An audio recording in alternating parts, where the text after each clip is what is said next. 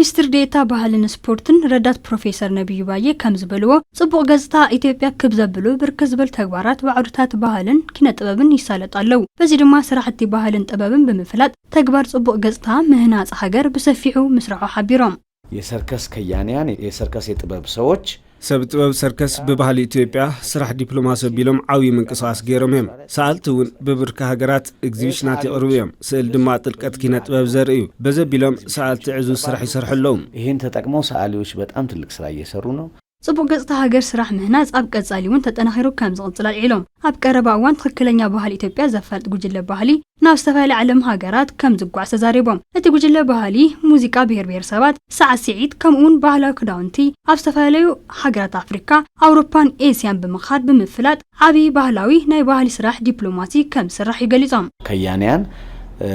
በአጠቃላይ ደግሞ እስከ 50 በላይ የሆኑ ልዕሊ 50 ዝኾኑ ከየንቲ ናይ ብሄር ብሄረሰባት ኢትዮጵያ ሙዚቃ ሳዕስዒት ሰርከስ ባህላዊ አልባሳት በመልክዕ ፋሽን ዘቅርብ ኢሉን ፍርያት ቡን ሒዙ ዝኸይድ ዓብይ ናይ ባህሊ ስራሕ ዲፕሎማሲ ኣብ ቀረባ እዋን ጉዕዞ ጥበብ ምድላው ዛዚምሎም እቲ ጉዕዞ ዕዙዝ ስራሕቲ ጥበብን ዲፕሎማሲን ይልና ትጽቢት ንገብር የጥበብና የባህል ዲፕሎማሲ ስራ ይሆናል ብለን እንጠብቃለን።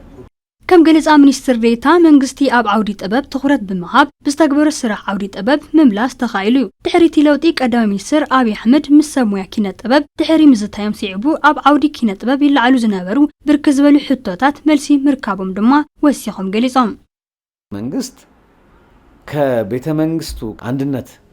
ፓርክ ጀምሮ መንግስቲ ካብ ፓርክ ሓድነት ክሳብ ፓርክ ሕውነት ድማ ብገበታና ሃገር ንሸገር ኣቢሎም ዝስርሑ ኩሎም መሰረተ ልምዓታት እንትረአ ካብ ዘለው ተቀዳምነት ዝሓዙ ስራሕቲ ህዝባዊ ቦታታት እዮም። ካብዞም ቦታታት እዚኦም መርኣይ ኪነ ጥበብ ሰፋሕቲ መድረኻት ጥበባት ንኣብነት ኣብ ፓርክ ሕውነት ልዕሊ 30,000 ሰባት ክሕዝ ዝኽእል መድረኽ መጻወቲ ቦታ ሙዚቃ ኣምፊቲያትር ዝረኣየሎም ኣብዚ ሕዚ እዋን ኣምፊቲያትራት ኣብ አዲስ አበባ ልዕሊ 15 በጽሖም ኣለው። አሁን አምፊቲያትሮቹ ለምናጋ አዲስ አበባ ውስጥ ከ15 በላይ ደርሰዋል። እቶም ሚኒስትር ዴኤታ ከም ዝበልዎ ዓውዲ ኪነ ጥበብ ካሪኩለም ተቀሪጽሉ ካብ ታሕቲ ኣብያተ ትምህርቲ ጀሚሩ ክወሃብ ምቃሉ እቲ ካሊእ ውጽኢት ምዃኑ ሓቢሮም ብሓፈሻ ነቲ ለውጢ ሲዒቡ ዝተወገኑ ተግባራት እቲ ዓውዲ ውጽኢታዊ ንክኾን ምቹዋት ኩነታት ምፍጣሮም ኣልዒሎም ኣብ ቀረባ ብብርኪ ሃገር ለኸ ካብ ዝተፈለየ ክፋላት እዛ ሃገር ዝወጹ ሰብ ሞያ ኪነ ጥበብ ሳተፍሉ ሃገር ለኸ መድረኽ ከም ሰልጥ ድማ ኣመላኺቶም